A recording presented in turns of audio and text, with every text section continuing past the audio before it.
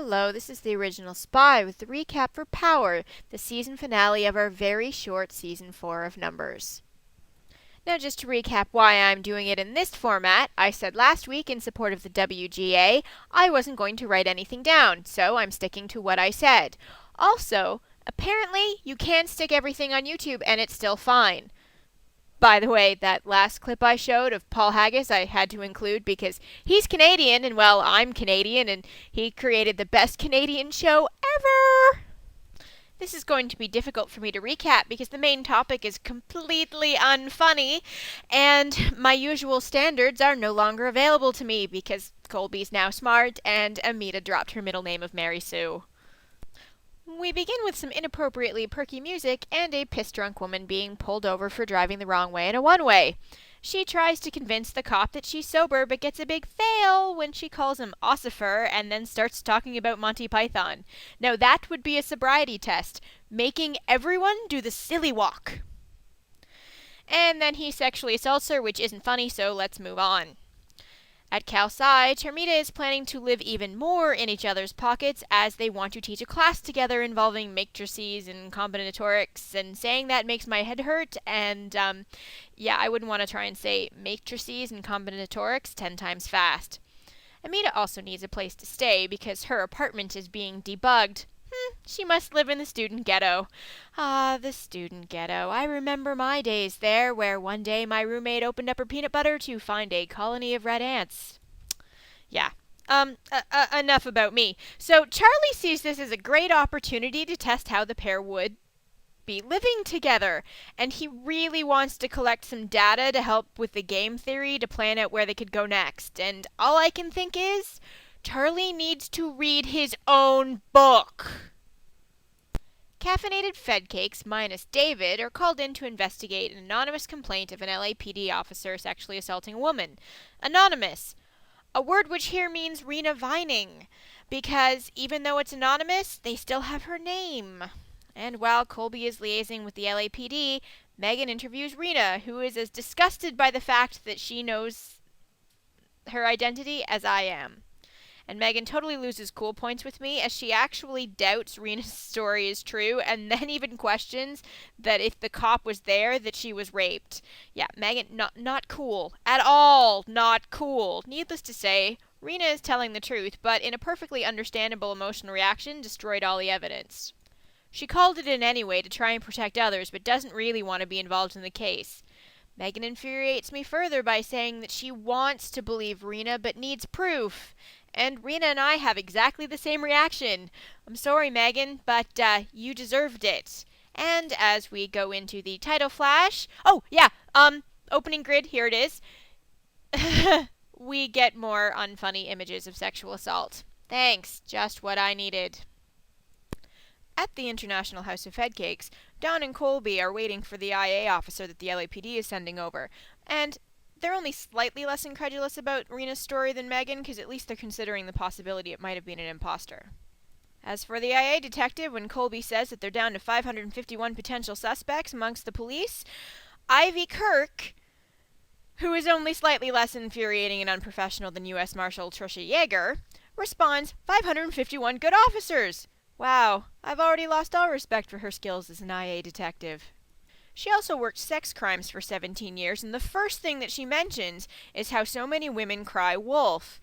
I bet during her tenure in sex crimes there was a serious decrease in the number of rapes, or at least the number of reports. She then goes on to generalize all rapists and police officers. And what is it with my show this year and excruciatingly irritating women?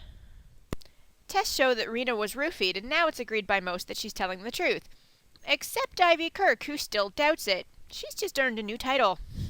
At Cal Sci, Alan's got to skip lunch with his youngest, but wants to make sure that Charlie knows La Maison d'Epps will be really full this weekend as Larry's moved out of the monastery. Now we need a flimsy excuse for Dawn to stay there this weekend, and we have the beginning of the funniest episode ever! Larry and Charlie briefly discuss the math of the case while Larry finds the Da Vinci Code in the Venn diagram. Charlie then, of course, has to give us a more in-depth description of the Venn diagram and its relation to the case, finding connections. Wow, I could have told him that, and I was an English major. And Megan has even more info that the rapist has done it before, but it was never reported. Ooh, I wonder why, with Ivy Kirk at the helm. So Charlie's going to get some info on post-rape related behavior, emergency room visits, morning after pills from a colleague at the CDC. And, yeah, I thought the Americans were really big on the right to privacy. Am I wrong? We get the real reason for Megan's behavior this episode is she herself wasn't attacked, and thank God for small mercies the writers didn't go with that cliche, but her college roommate was, and instead of helping, Megan treated her more like she had a communicable disease. At the IHOF, after going through the police academy dropouts, the rest of the Fed cakes, minus David, find Malcolm Tucci a true failure in life. They now hope that Rena can make an ID. Now, Megan is chilling out a little bit more with Rena and wants to go easy on her. But Ivy Kirk, who's handled more than 1,000 cases, so she knows what she's doing because of her earnings, oh, isn't she so clever, thinks that an ID is bullying the victim into picking the suspect they want. As Ivy walks away, Rena looks to Megan for some reassurance. At Malcolm Tucci's house, we learn that he is a big failure in life, a big suicidal failure, but he's not the guy. As for Rena, while the Fed cakes are at Tucci's, we get a little bit more of a description of the suspect and the attack, which is extremely dramatic and very sensitively filmed, but not funny, so I'm moving on.